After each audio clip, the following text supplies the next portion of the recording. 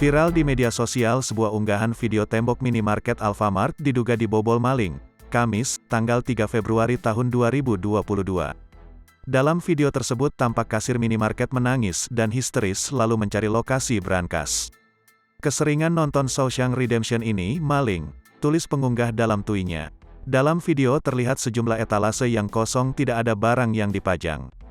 Disebutkan, rokok dan coklat di dekat kasir diduga ludes di gondol maling. Selain itu, video juga memperlihatkan bagian gudang yang sudah dibobol dan meninggalkan lubang cukup besar.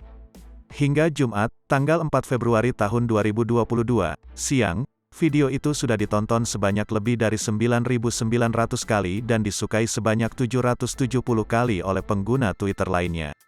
Terkait video viral tersebut, Corporate Communication General Manager Alfamart, Nur Rahman membenarkan bahwa terjadi pembobolan atau pencurian pada salah satu gerai Alfamart. Menurut Nur, kejadian pencurian di minimarket dengan membobol tembok tersebut diduga dilakukan pada malam hari.